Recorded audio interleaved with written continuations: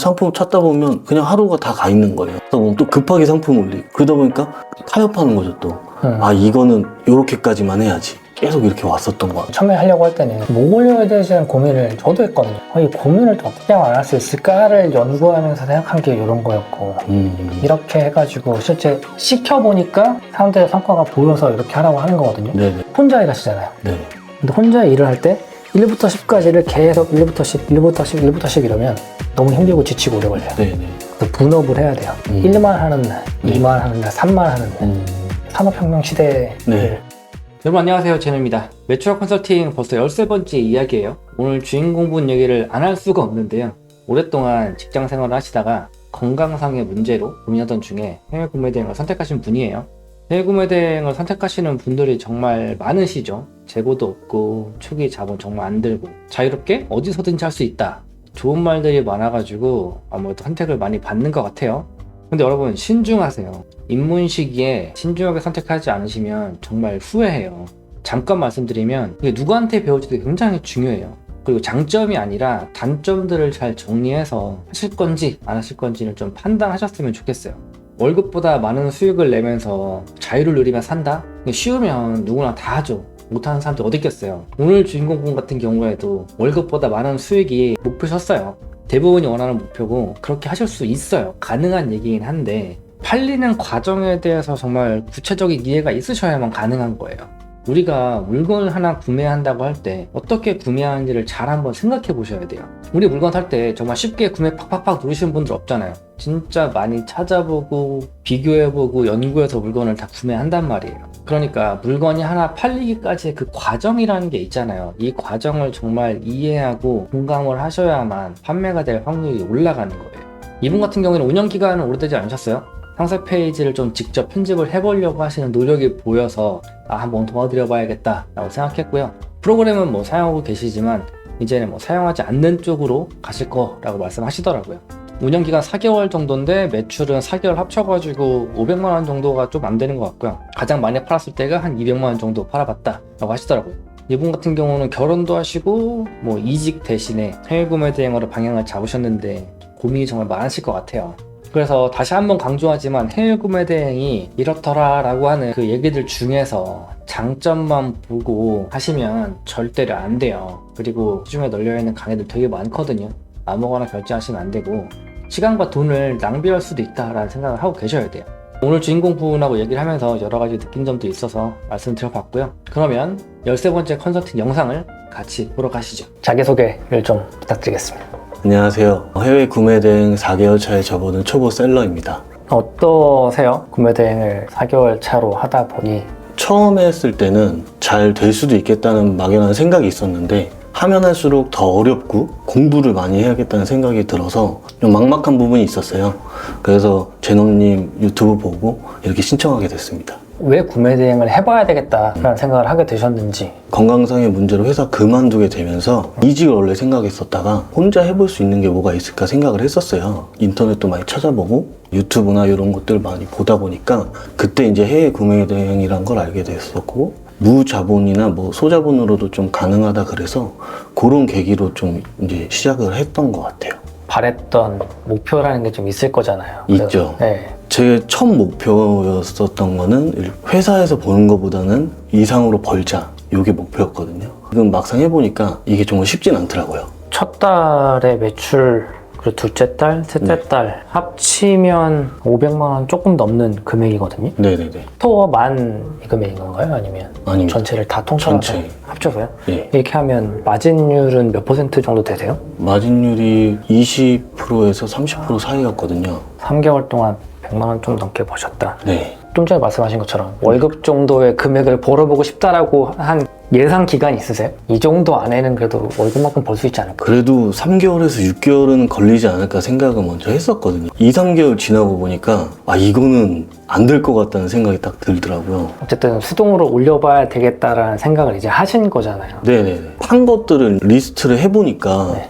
팔리는 것만 팔리고 또 안 팔리는 건 아예 안 팔리더라고요. 무조건 많이 올린다 그래서 다 팔리는 것도 아니고 그 시간에 그냥 차라리 한 가지에 좀 집중을 해서 올리는 게 더 나을 수도 있겠다는 생각을 좀 해봤습니다. 기본적으로 스토어에 상품을 등록하실 때 내 스토어에 등록된 상품들을 보진 않으시죠? 네, 기존 것들은 잘 안 보게 됐어요. 지금 카테고리를 되게 많이 사용하고 계시거든요. W 같은 경우는 8개 카테고리 상품 등록을 하고 계세요. 근데 이것들도 상품의 숫자를 분배한다거나 뭐 이런 거에 대한 생각은 전혀 안 하시는 거잖아요. 네, 그런 거. 최근에 어쨌든 수동으로 등록을 하시면서 번역도 좀 나름 하고 계셔가지고 네네. 이런 게 전혀 안 보였으면 제가 네. 아마 이번에 선정 안 했을 수도 있거든요. 아, 그래요? 네.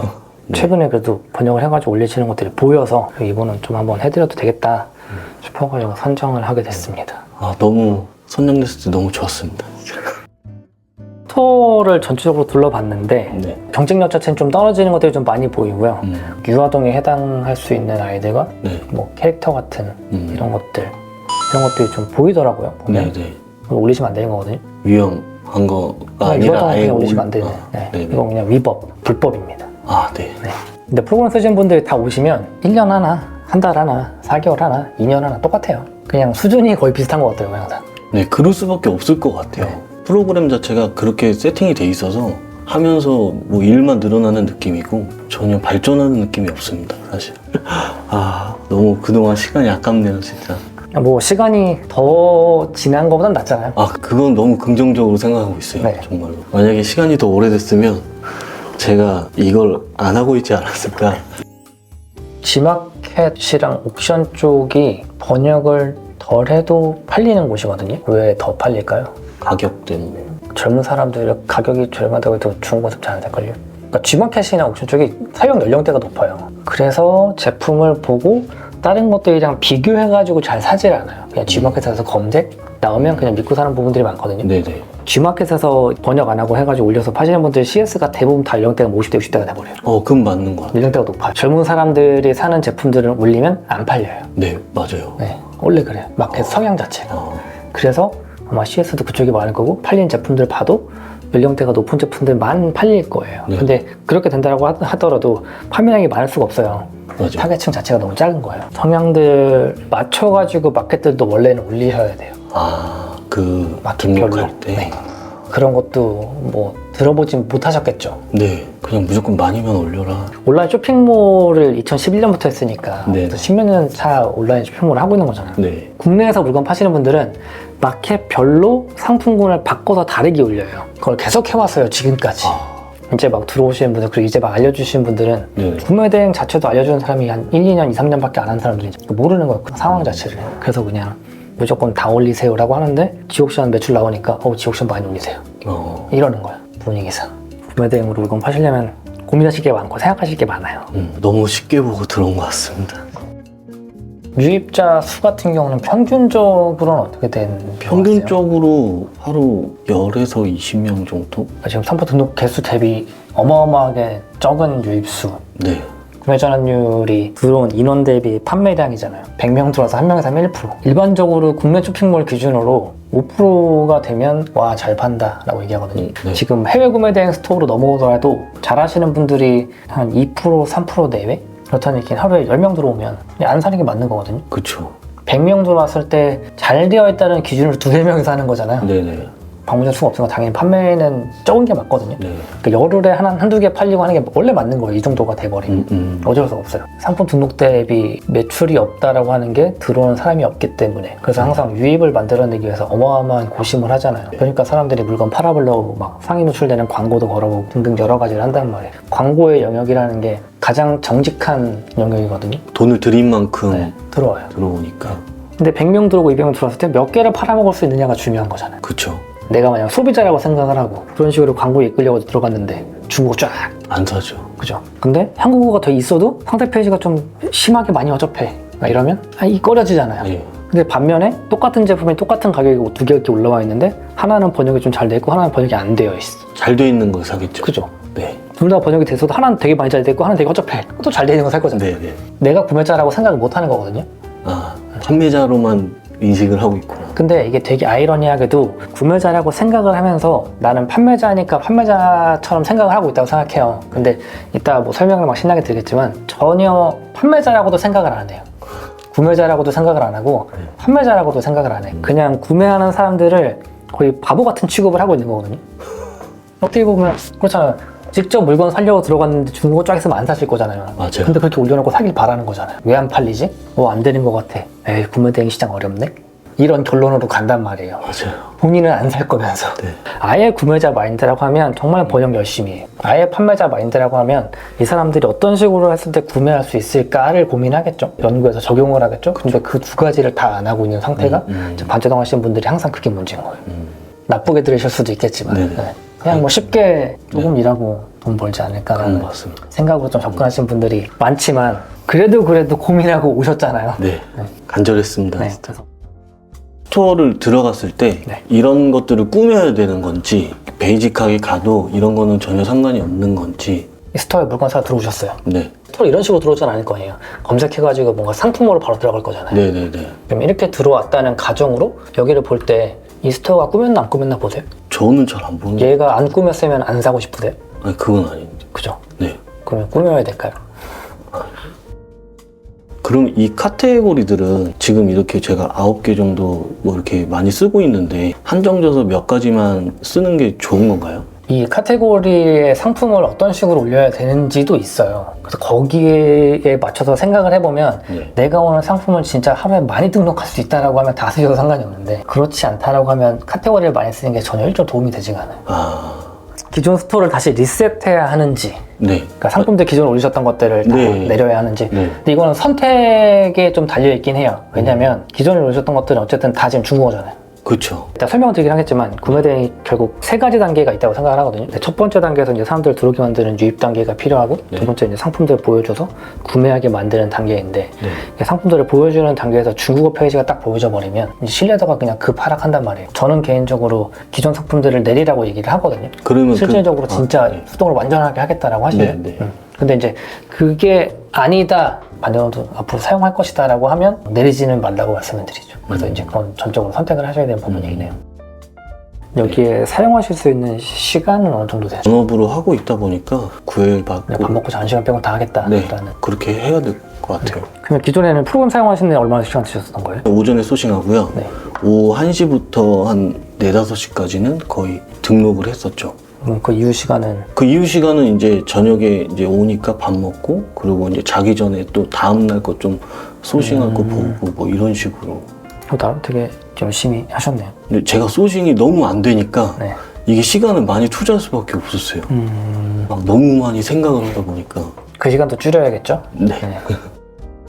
가격 수정 같은 경우 마진이 없다 그래도 가격을 높이잖아요. 네. 높이면 노출도가 떨어져요. 아, 가격은 올라가면 떨어져요. 가격을 낮추는 걸로는 안 떨어지거든요. 네. 근데 가격이 올라가면 떨어져요. 그건 확실해요. 제가 초반에 그 배송비 설정을 잘 못해가지고 네. 역마진이 좀 난 게 있었어요. 크게. 막 10만 원 단위로. 어떤 제품을 보내셨길래 10만 원 단위로. 그때 무슨 공구 같은 거 큰 거를 팔았는데 배송비가 적게 책정되니까 최저가였나 봐요. 그래서 팔리고 역마진이 나더라고요. 그때부터는 아무래도 제가 또 배송비를 높게 책정하지 않나 또 싶어요. 어떻게 보면 노하우의 영역이잖아요. 내가 제품을 확인하고 이 제품이 대략 무게가 어느 정도 되겠다. 내지는 배송비가 어느 정도 되겠다. 얘가 한국으로 넘어왔을 때 얘는 환물로 가겠다 안 가겠다 뭐 이런 네네. 것들. 그리고 얘는 배대지 왔을 때 분명히 배대지에서 이거는 포장 보안 귀에 짜가지고 가야 된다고 얘기할 거다 안 할 거다. 이거에 대한 네. 영역은 정말 내가 해보면서 느낄 수 있는 영역이어가지고 네, 맞아요. 웬만하면 처음부터 막 그 유튜브에서 많이 얘기하는 뭐 크무비 이런 거 하지 네. 말라고 얘기하거든요. 네. 혹시 어떻게 될지 모르니까. 네. 그리고 크고 무거운 제품들은 다 아래로 깔려요. 아, 올 때. 컨테이너가 높이가 낮지가 않잖아요. 네. 그러면 크고 무거운 거 무조건 아래로 깐단 말이에요. 네네. 깔아놓고 밟고 올라가서 무조건 작업을 해야 돼요. 크무비에 집중된 상품들은 다 아래 깔리는 거죠. 그럼 걔네들 파손율도 높고. 맞아요. 네. 등등 여러 가지로 정말 피볼 수 있는 상품을 초보분들이 하는 거예요. 농기계 이런 거 팔라고 한단 말이에요. 네. 유튜브 같은 데서 보면. 네. 올리면 또 팔려요. 시골에 계신 분들 누가 한 명 사잖아요. 그럼 주변에 다 물어봐요. 너 어디서 샀냐고. 그러면 이 링크 주거든요. 그럼 막 가서 사요. 한 10개 팔았어. 와, 막 어깨 막 이렇게 올라가잖아요. 10개 팔았으니까 엄청 남았다. 근데 난 4개 파손 나는 거예요. 그럼 10개 판 돈이만 날아가는 게 아니고 그렇죠. 그 4개 가격이 한 20개 팔아가지고 남을 가격을 날리는 거잖아요. 네, 맞아요. 그렇게 해서 그만두신 분들도 있어요. 바로. 너무 역마진 크게 나가지고요. 물건 몇 개 보내고 막 마이너스 200만 원. 문 닫아요. 위험하긴 하더라고요. 좀 조심하셔야 될 부분들이 있어요. 그래서 크고 무겁고 좀 비싼 거를 하시고 싶다라고 하더라도 네. 지금 당장보다는 하나하나 해보시는 게 나아요. 네, 나중에. 조금 큰 거, 조금 큰 거, 조금 큰 거. 그리고 내가 소싱하는 단계에서 네. 이거 대략적인 크기랑 무게는 파미리한테 물어보면 알 수 있거든요. 네네. 그럼 그거 배대지한테 연락해가지고 물어봐야 돼요. 내가 이 제품을 한국에 팔면 이거 배송비가 어느 정도 나올까요? 이거 화물 넘어갈까요? 안 넘어갈까요? 알려줘요. 그럼 확인하면 배송비가 얼마 나오는지도 대충 예측할 수 있어요. 배대지 회사는. 제품을 알면. 대충이라도 알려줘요. 그렇게 한 다음에 올리셔야 돼요. 옵션가 설정을 할 때요. 네. 만약에 이 이미지상에 있는 거는 만약에 3만 원인데 네. 옵션을 걸다 보니까 최저가가 뭐 25,000원이다. 그러면 뭐 25,000원짜리가 맨 위로 올라가야 되는 건지 뭐 상관없이 그냥 이 대표 제품이 맨 위에 올라가야 돼요. 네이버는 기본적으로 메인에 걸려있는 대표 이미지 제품이 가격이어야 돼요. 아, 무조건이요? 네. 그렇게 안 되게 올릴 수 있긴 있잖아요. 네네네. 플러스 옵션, 마이너스 옵션 이런 거 사용해가지고 할 네. 수는 있는데 네. 네이버에서는 기본 정책상 하지 말라 그래요. 그리고 누군가 그걸 확인하고 신고하면 아마 제재가 분명히 들어와요.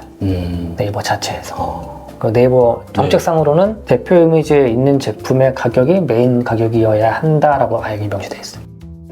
상품 소싱할 때 네. 가격을 정해서 그것부터 시작하는 게 나을지 아니면 뭐 가격 구애 없이 일단은 소싱을 한 게 맞는 건지. 이게 초기잖아요. 네네. 초기에는 그런 거를 고르는 게 아니라 어쨌든 상품을 고르는 게 먼저긴 하거든요. 아. 대신에 이제 상품을 고를 때 네. 고려해야 할 사항 중에 가격이 들어갈 수 있죠. 근데 무조건 가격 뭐 비싼 건 피해라 이것도 아니고 네. 무조건 해라도 아니지만 네. 상품을 골라놓고 그게 얼마일지는 모르지만 네. 하는 거죠. 여기서 이제 너무 비싸다. 내가 얘를 보냈을 때 뭔가 리스크가 있을 수도 있겠다 네네네. 라고 하면 좀 안 하는 게 나을 수도 있겠죠. 초반에는. 리스크적으로 마이너스가 나버리면 네. 초반에 너무 큰 손해잖아요. 아, 예. 그렇죠. 지금 수익이 막 크지도 않은데 아까 말씀하신 것처럼 막 20만 원, 30만 원 손해 나버리면 힘들 수 있으니까 미래의 목표는 단기간에 월급만큼 수익을 내시는 건가요? 네. 그 이후에는 어느 정도까지 생각을 하고 계시죠? 좀 많이 벌어야 될 것 같은데요. 그 지금까지. 많이가 어느 정도예요? 선뜻 말을 못 하시는 게 월에 한 1,000 정도는 벌고 싶어. 회사 월급으로 5천만 원 받는다고 생각을 하면 네. 연봉이 어느 정도인지 대충 아시잖아요. 네, 그건 맞죠. 네, 실수령액으로 1년에 1억 2천이면 어마어마한 연봉을 받아야 되거든요. 네네. 네. 근데 그게 생각만큼 쉽지가 않아요. 그죠. 그래서 정말 나를 갈아 넣겠다라는 생각을 네. 하셔야 된다네. 네. 그리고 전업을 하고 계시고 얘기를 들어보면 와이프분께서 많이 서포트를 해주시고 계신다라고. 정신적으로 네. 많이 잡아주고 있어요. 거기에 부응하기 위해서 저 어깨에 걱정을 좀 내려줘야 되는데 부담을 같이 좀 해야 되는데 아 미안한 따름이죠 진짜. 월 300만 원 정도 수익을 내고 싶다. 300은 아니었던 것 같은데 그냥 월급만큼이라 그랬는데 월급이 얼마큼이었을까요? 그거는 좀 더 됐습니다. 아 그래요? 네. 500? 네. 월 500? 다시 한번 가보는 것도 나쁘지 않을 것 같다는 생각이 들기도 하는데 이 상품 소싱을 한다는 이유는 결국은 사람들을 들어오게 만드는 유입 단계를 만들기 위해서 하는 거예요. 좋은 상품을 올려놓고 네. 잘 올려놓았을 때 사람들이 들어올 거 아니에요. 그 들어온 사람들이 물건을 구매할 거잖아요. 그래서 유입 단계가 첫 번째 사람을 끌어오는 단계고 이러고 나면 나머지를 다 지웠다라고 하다 한 100개 정도 상품이 있는 거잖아요. 이 단계가 되면 지금 기준으로 제품 한 400개 정도가 등록이 될 거거든요. 그러고 나면 실제로 여기서 방문자 수가 최소한 200명은 넘어야 돼요. 하루 1평균 방문자가. 그러면 아까 말한 것처럼 구매 전환율 1, 2%라고 하면 하루에 2명에서 4명 정도가 사고 있어야 된다는 거죠. 사람들이 대부분 네이버에서 검색을 해가지고 나오는 결과 중에서 하나를 띡 눌러가지고 상세 페이지라는 걸로 가잖아요. 상세 페이지 상품 하나를 보고 뭐 아래까지 상세 페이지 본 다음에 대부분 사람들이 구매 안 할 거면 엑스표 누르고 나간단 말이죠. 이거를 못 누르게 만들어야 돼요. 그게 이제 두 번째에서 하는 체류라고 하는 단계거든요. 아. 내 스토어에 오래 머물게 만들고 네. 다른 제품들을 보여주고 이 사람들로 하여금 내 스토어에서 막 돌다가 다른 제품을 사고 싶게 만들자. 그 다음에 최종 결정 단계에서 이제 여기가 이제 구매 단계인데 사람들 머물면서 다른 걸 구매하고 쉽게 만들었어요. 난 이 제품을 살 거야. 그럼 바로 구매 누르세요? 싸게 사고 싶잖아요. 최저가 검색 뭐 할 거 아니에요. 그죠? 네. 뒤져가지고 최저가를 기분 좋게 사잖아요. 그 단계에서 최저가로 사는 게 내가 최대한 비싸게 파는 게 최저가로 이직시키게 만드는 게 구매 단계까지 넘어가는 거예요. 똑같은 A라는 물건이 있는데 누군가는 얘를 뭐 3만 원에 팔고 있겠죠. 그러니까 나는 3만 원에 팔면 너무 마진이 적잖아요. 한 5만 원 좀 팔고 싶잖아요. 이렇게 팔기 위한 방법을 적용시키는 게 이제 구매 단계인 거예요. 유입 단계가 만들어지지 않으면 체류를 시킬 수 없잖아요. 뭐 누가 들어와야 체류를 시킬 거 아니에요. 그리고 체류를 했을 때 구매 단계까지 가려면 어쨌든 들어온 사람이 있어야 되는 거고. 네네. 그 전제 조건이 이거예요. 2단계를 설명을 드리고 아까 네. 말한 것처럼 이렇게까지 가는 단계는 그 다음에 설명을 드릴 테니 열심히 저걸 미션 해오셔라라는 얘기겠죠. 거예요? 서칭 방법 좀 알려주세요. 네이버 쇼핑 탭에 들어가서 네. 카테고리에서 그 하위 카테고리로 분류가 되잖아요. 네. 거기에서 베스트 키워드 쪽을 들어가서 그쪽에 이제 상단에 있는 제품 위주로 좀 소싱을 했던 편입니다. 최하단까지 가서 키워드를 보고 네. 이 키워드를 네이버에 검색해서 네, 나오는 상품들 중에 네. 상단에 있는 거를 골라가지고 올리겠다. 그렇죠. 탭을 그럼 들어가서 해외 탭을 눌러가지고 네, 거기에서 이제 리뷰 많은 거나 뭐 이런 것들 그런 것들을 좀 올리려고 했죠. 기본적인 프로세스는 비슷해요. 비슷한데 네, 그 과정이 좀 있어야 되고 준비 단계가 좀 있긴 있어야 되거든요. 네네네. 근데 지금까지는 단순하게 이제 그 쇼핑 베스트 이 탭에 들어가가지고 카테고리 보다가 이 안에서 뭐 키워드 발견하고 이 키워드를 네이버에 검색해서 네. 상단에 있는 제품들을 올려보자라는 그냥 그렇게 갔던 거였잖아요. 네네. 그러면 내가 첫 번째 이렇게 해가지고 상품 하나를 올렸어요. 그럼 두 번째 상품 올리려고 그러면 다시 요 단계를 가야 되잖아요. 네, 맞아요. 또 세 번째를 올리려고 그러면 또 요 단계를 가야 되잖아요. 그럼 너무 비효율적이잖아요. 상품 하루에 한 4개, 5개 올리려고 그러면 진짜 미친 듯이 시간 많이 써야 되거든요. 네, 맞아요. 하루 종일. 이렇게 안 하기 위해서 무언가를 해야 할까라고 할 때 쉽지 않네요. 어렵죠. 네. 아, 그동안 진짜 2단계 진짜, 맨바닥에 그냥 헤딩하듯이 했구나, 이런 생각밖에 안 드네요. 이런 생각을 단 한 번도 해본 적이 없잖아요. 네. 그러니까 이렇게 하니 이게 잘 되겠냐는 거예요. 수동 등록하시는 분들은 이렇게까지 생각하고 올리잖아요. 상품을 네, 하나하나 올릴 때 맞아요. 거기에 번역 퀄리티도 좋게 올릴 거 아니에요. 그러면 어떤 걸 사겠냐는 거예요. 고객이 봤을 때. 네. 주구장창 올려놓고 하나 팔리면 그거 번역해서 올려라? 지금 설명들이 카테고리 관련된 얘기를 들으면 아 그게 왜 의미가 없겠구나 라는 걸 아실 수 있어요. 그 말이 왜 의미가 없는지. 지금 카테고리를 거의 8개 정도 사용하고 계시잖아요. 그러면 딱 2개 빼고 다 쓰는 거예요. 근데 이 카테고리에 편차가 되게 심하잖아요. 상품 등록된 숫자 편차가. 네네. 5개만 사용하겠다. 이게 1번, 2번, 3번, 4번, 5번 카테고리라고 이제 가정을 하고 A라는 스토어랑 B라는 스토어가 있어요. 동일하게 상품을 올리는 거예요. 첫날, 둘째 날, 셋째 날에서 쭉 올려가지고 총 상품이 예를 들어서 20개씩 올라갔다. 모든 카테고리. 이 모든 카테고리의 상품이 A 스토어, B 스토어 다 동일한 거예요. 똑같은 거 막 올려요. 카테고리별로 사람들이 얼마나 많이 들어오는지 볼 수 있거든요. 통계 보면 3번 카테고리가 사람들이 제일 많이 들어와요. 1번이 두 번째로 많이 들어와. 4번이 세 번째로 많이 들어오네.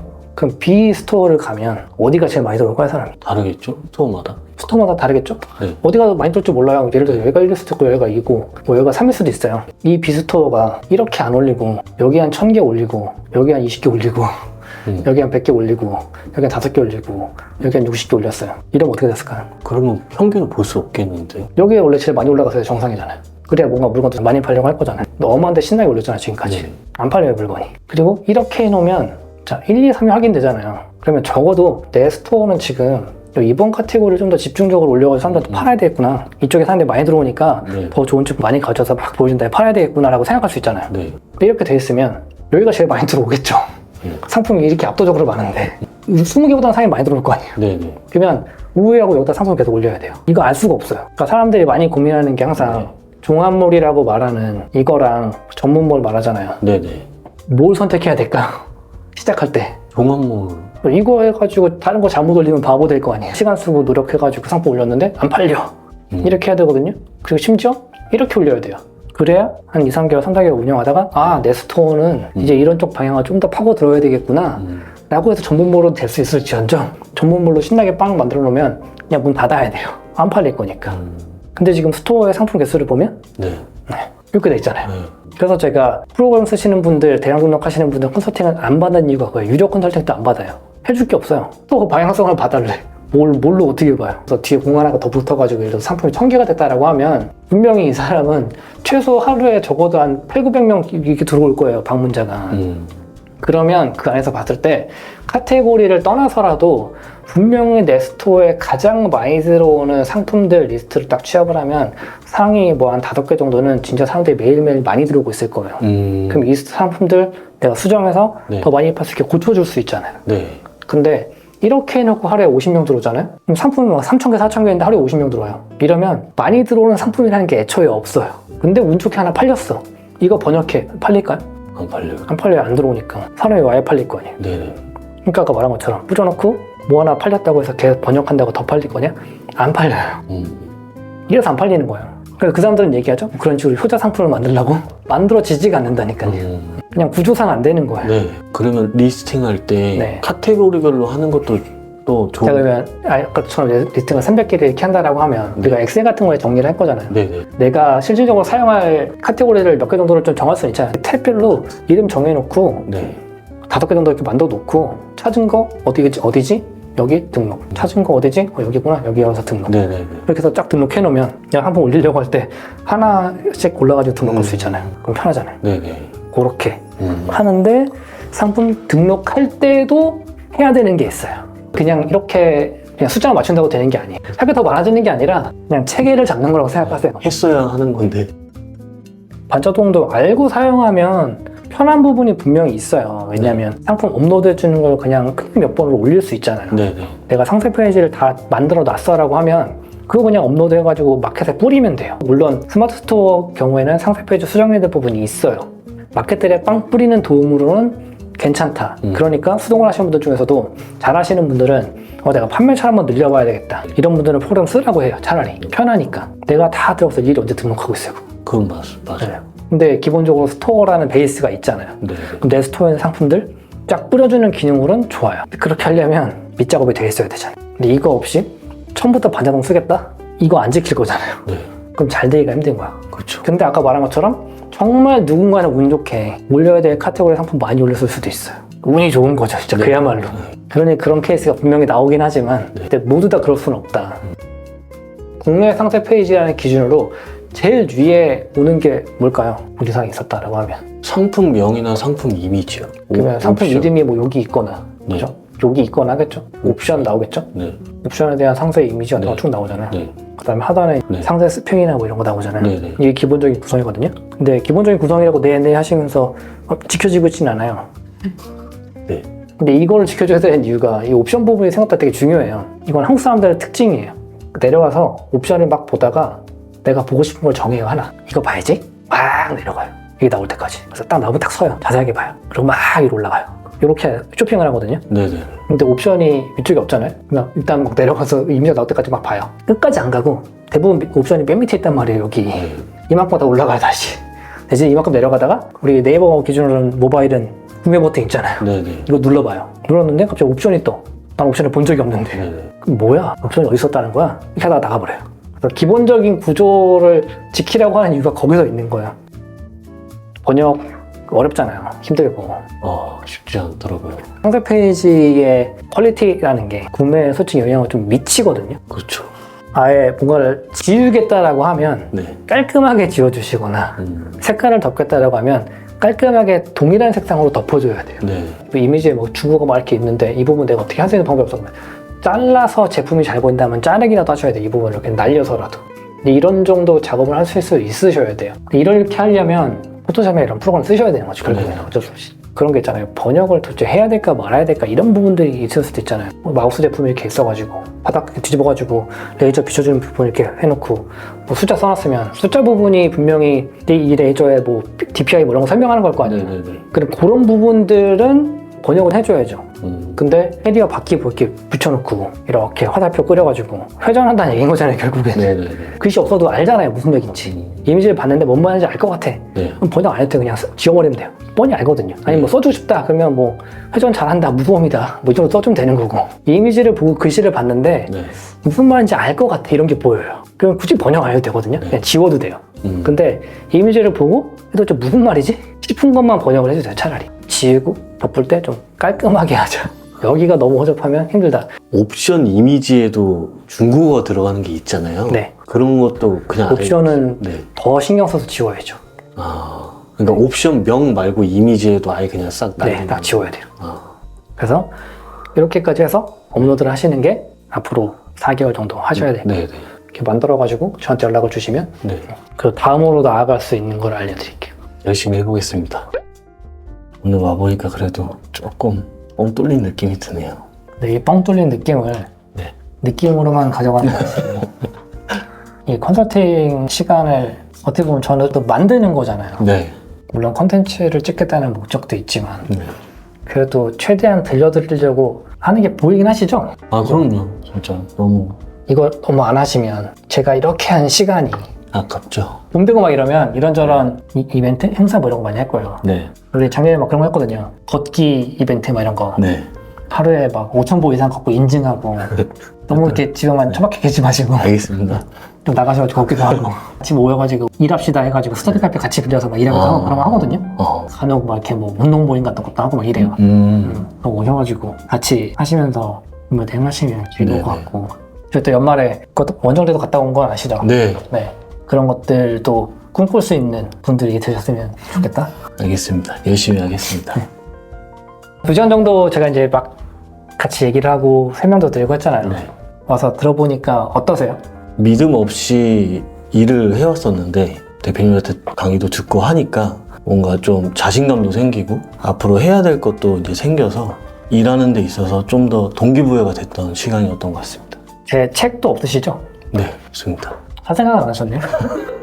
보다가 영상만 보다가 어차피 드릴 거였어가지고 제가 책을 쓰면서 살짝 생각했던 게 있었어요. 책을 실제 같이 만든 편집자분이 네. 구매대행을 하고 싶어 하셨는데 저랑 책을 같이 만들면서 네. 구매대행에 대한 생각을 딱 접으셨어요. 어렵고 힘든 거구나. 네네. 구매대행 어려운 거더라 라는 책이니까 꼭 읽어가지고 네. 본인의 걸로 만드셨으면 좋겠고요. 감사합니다. 그리고 VOD도 내가 2달 열어 드릴 거거든요. 네네. VOD도 다 보시려면 거의 한 6시간 이상 보셔야 돼요. 풀로 그냥 앉아서 보려고 그러면. 네네. 그러니까 2달 동안 열어줄 테니까 네. 한 번 보고 두 번 보고 이렇게 보시고 네. 활동도 하면서 네. 이것저것 물어보실 수도 있잖아요. 궁금한 거. 네네. 이렇게 해가지고 같이 이거 하시면서 네. 지치지 마시고 네. 꾸준히 열심히 하셨으면 좋겠어요. 감사합니다. 가셔서 하실 수 있으시겠어요? 오늘 말씀드린 거? 네.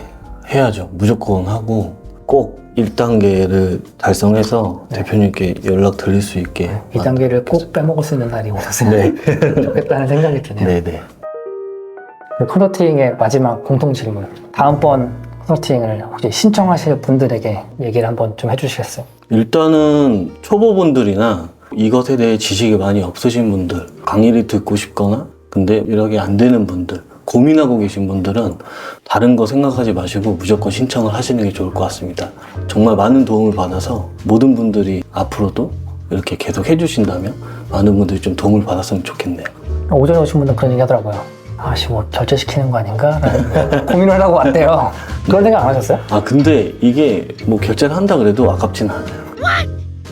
오늘 2시간을 설명을 드렸는데 네. 본인의 걸로 만드시려면 결국은 직접 해보셔야 돼요. 네. 또 찾는 것도 진짜 열심히 해보셔야 되고 네네. 상품 찾는 것도 막 해보시다 보면 이런 거에 대한 기반이 결국에는 다 남는 거예요. 저게 자산이거든요. 저한테 구매 대행을 처음 다시 하라고 하면 네. 전 저 작업을 똑같이 할 거예요. 지금도. 그만큼 저는 꼭 해야 된다고 생각하는 걸 말씀드린 거니까 네네. 진짜 꼭 하셔가지고 다음번을 얻어가실 수 있는 그런 기회를 잡으셨으면 좋겠다라는 생각입니다. 어깨에 부담이 살짝 올라갔나요?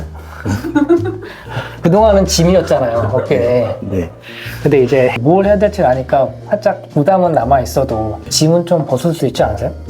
이제는 좀 그냥 어찌됐던 간에 뭘 몰라서 못했던 거는 아니 이제 몰라서 못했다라고 네. 하면 이제 안 되는 거죠. 변명이 안 되는 거죠. 이제 앞으로 와이프분이 쪼시겠죠. 이런 식으로 할 거니? 얼마큼 했니? 몇 개 찾았니? 물어볼 수 있어요, 이제. 조심하셔야 돼요. 이제 그런 거 옆에서 체크 좀 해주셔야 돼요. 잘하셔가지고 꼭 연락 주셨으면 좋겠습니다. 알겠습니다. 수고하셨어요. 오늘 시간 내주셔서 감사합니다. 뭐 결제 없이 가셔도 됩니다.